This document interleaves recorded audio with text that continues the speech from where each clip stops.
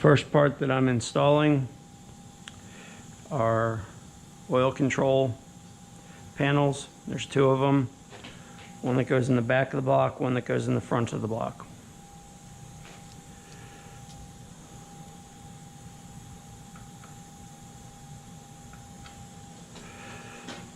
They're held in by 10mm bolts.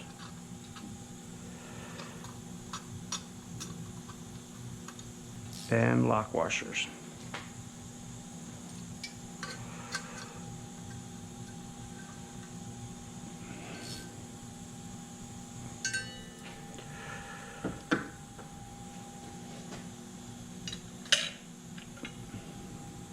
Next to be installed are the piston squirters. They actually have a gasket that goes here. I do not have those gaskets, so I will be using something I've used in the past, which is a 1-minute gasket maker, basically a form of silicone. The key to using silicone in applications like this is less is more.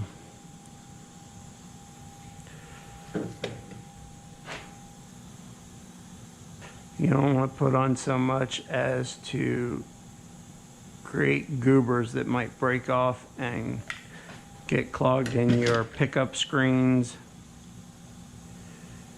or passages like the little hole you see right there or right here. Okay.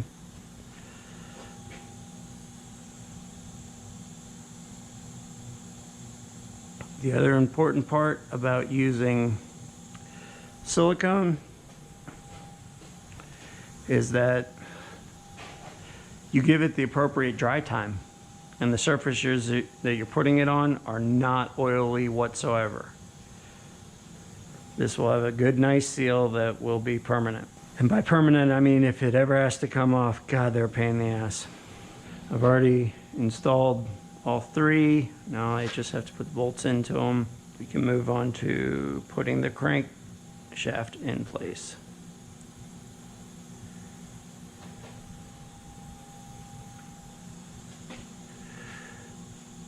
Another tip and trick is to go 1 by 1. That way, if you were to put all the bolts in but tighten up this one and then you get a phone call, you go away, you might not remember that you did them all. So you want to do it basically one section by one section, and there's less chance that you'll forget to tighten something up.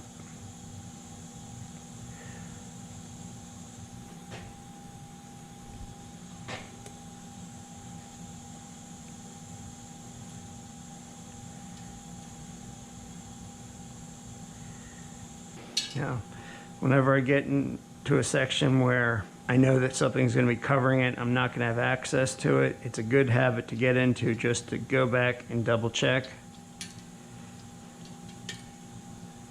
to make sure all of your bolts are nice and snug or torqued to the proper spec. I actually don't have the torque specs for these sections, so I'm winging it. But also, when you have lock washers on them, there's less chance of a bolt backing out under the heat expansion and contraction of warm up and cool down cycles. That's probably why they had them there in the first place. All right, next step, we've already made sure that our journals are clean. This process, what you're going to need is your bearings. These two bearings are actually your thrust bearings. They limit the ability for the crankshaft to walk back and forth in the block. And then you have your regular bearing journals here, here, here, and here. We have our balanced crankshaft here and our retainer, girdle, whatever you want to call it, and of course the assembly lube. The fastener assembly lubricant is basically for your surface here and sometimes for the surface here. The reason you want to use some type of lubricant here and on your head gasket bolts or studs, which we'll be using on this application, is so that you get a true torque. If it's binding up as the bolt's turning, because it doesn't have any lubrication, lots of times you're not going to get the correct torque. And again, I pull out my tack cloth, and even though these came out of sealed containers, I just like to make sure to wipe them down. I've already wiped off my table.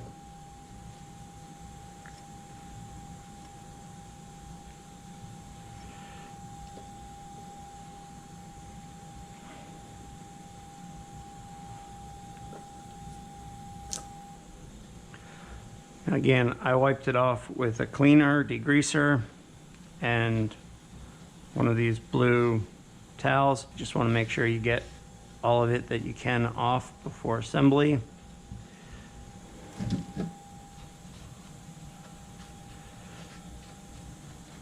You don't want anything blocking tiny oil passages or anything to that effect.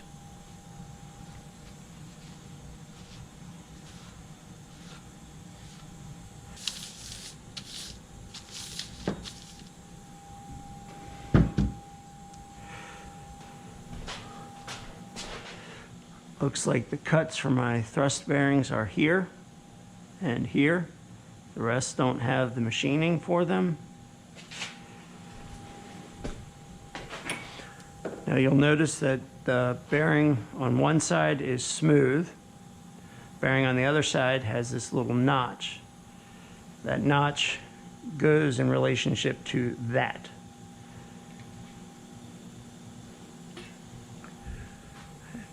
Of course, I grabbed the wrong bearing. As you'll notice, you have your oil feed line holes here, and your oil feed is there. Your notch is there.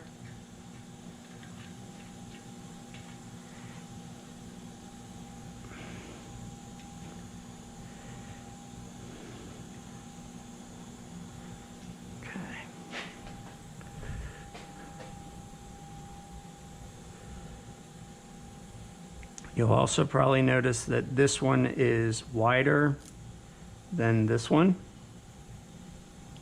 Okay. If you'll notice here, this is the widest one. So that will be the back. And it also has the machining for the thrust bearing plate, whereas these don't.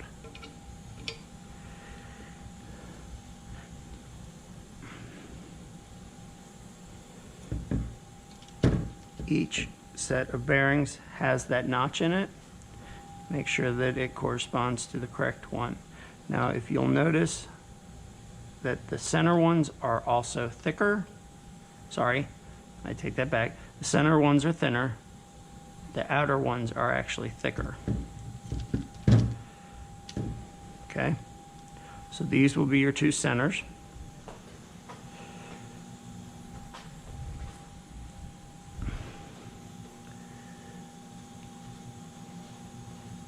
Always be on the lookout for any particles.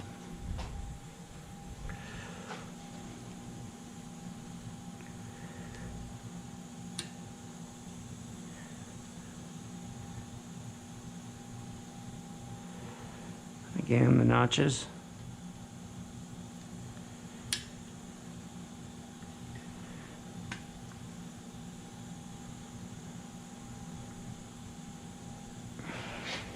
And then the front bearing.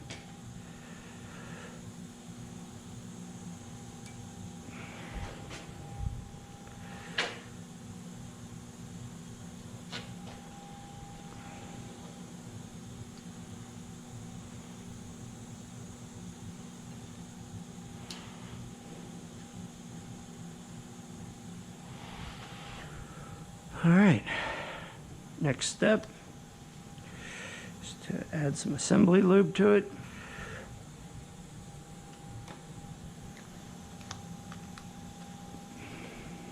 You want to make sure on your bearing surfaces that you don't nick them.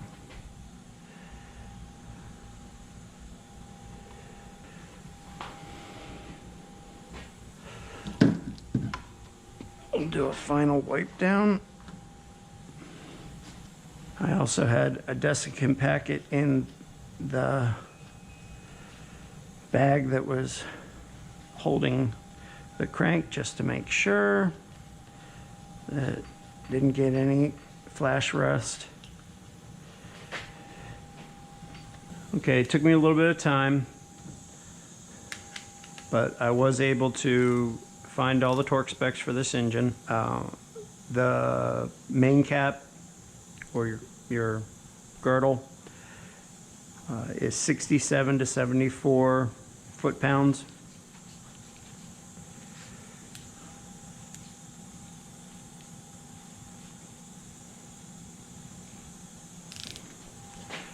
And I actually found it's 1, 2, 3, 4, 5, 6, 7, 8.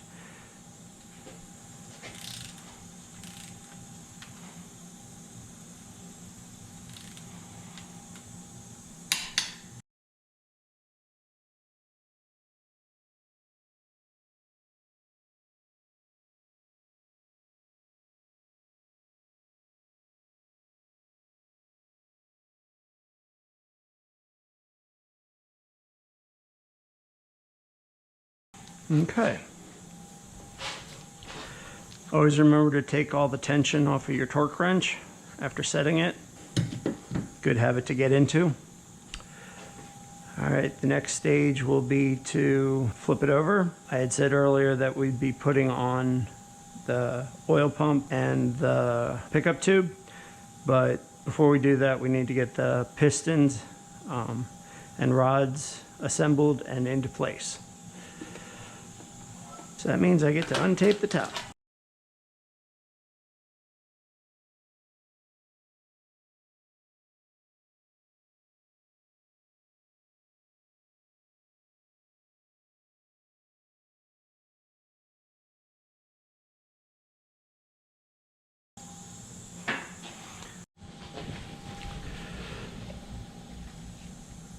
Next, again, take some degreaser. Just do a quick wipe down, remove any of the adhesive that might have been left behind, but like I said earlier in the video, I try not to use cheap tape that does that. Grab my tack cloth. Because the top of the deck was blocked, they had to remove the guide pins, so those have to go back in. And you want to make sure that when you put your guide pins back in, there's nothing actually in the holes that can get caught. For those that don't know, the reason you have guide pins is so when you're aligning your head gasket, none of the holes get blocked. It's just a way to make sure that everything lines up appropriately and nothing's off by a little bit. Now that we've got that done, we need to take the rods and the pistons, rings, and all that and do the assembly on those. And then we can actually put them in. Okay, now the next part is the assembly of the piston and rod assemblies. These are Westco pistons, forged. They got the Ford marking on them. This is number 6 from the balancing. This is the number 6 rod. We have our bearings. Again, you'll notice you have a feed hole, slide pin, and of course the new rings. Okay, the ring gap has already actually been done. So,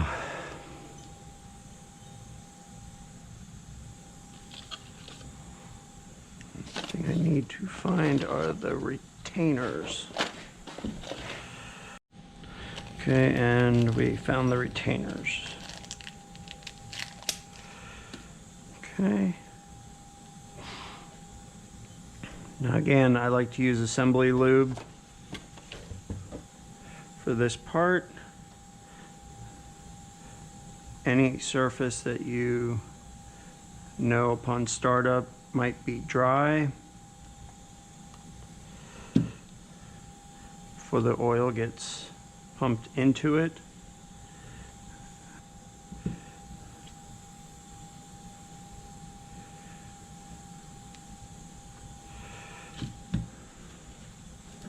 You might notice that things got moved around a little bit here. I needed to check to make sure of the placement for number 6.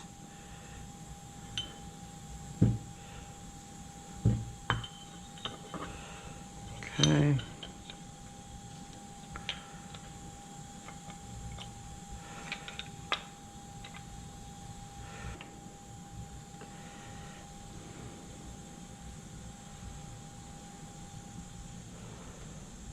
This is where you jam it into your hand and you scream like a small child.